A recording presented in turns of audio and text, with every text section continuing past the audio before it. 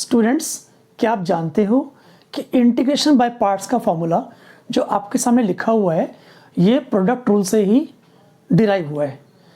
Product rule जो differentiation में आप करते थे वहीं से इसका डेरिवेशन निकला है। देखो कैसे, आपको पता है d by d x of u v, u और वी दोनों के दोनों एक्स के फंक्शंस हैं, ठीक है।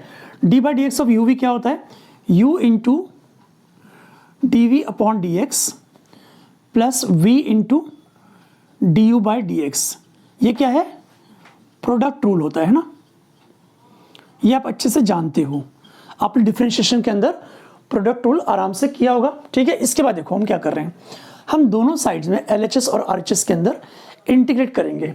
तो स्टेप क्या बनेगा, स्टेप बनेगा integration of d by d x of u v is equal to integration of u d v by d x.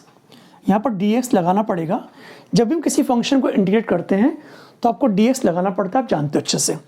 इसके बाद plus integration of v D u by d x, और यहाँ पर भी आपको dx लगाना पड़ेगा।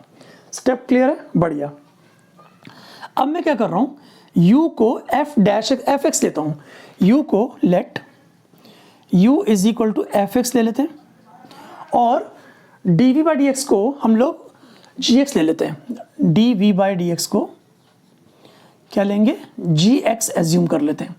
तो ऐसा करने से हमारा स्टेप क्या बनेगा, देखो यहाँ बनेगा इंटीग्रेशन ऑफ यू की जगह एफ एक्स और d v upon d x की जगह जी एक्स लिखेंगे, यहाँ पर डी एक्स रहेगा plus integration of v d u by d x क्या होगा, इसका डेरिवेटिव है ना, तो मतलब एफ डैश एक्स लिख सकते हो यहाँ पर, एफ डैश एक्स और यहाँ पर d x.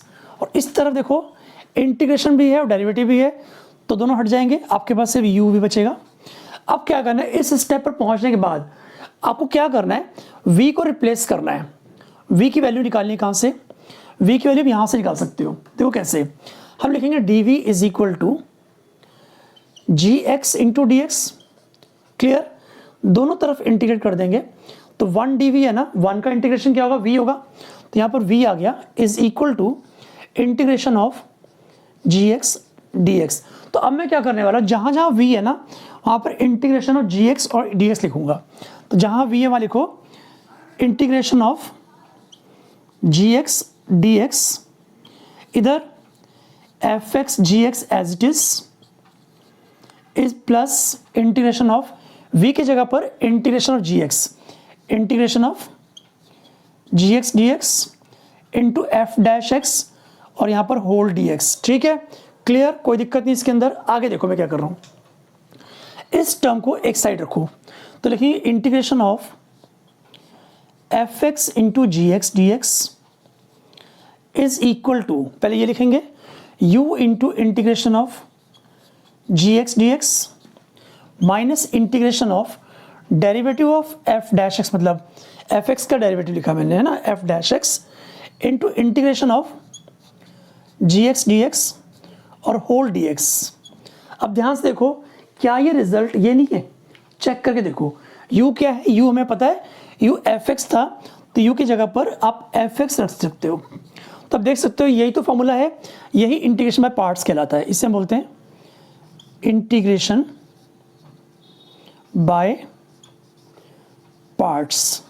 First into integration of second minus integration of derivative of first function into integration of second function. I hope आपको सभी स्टेप अच्छे से क्लियर हो गए होंगे।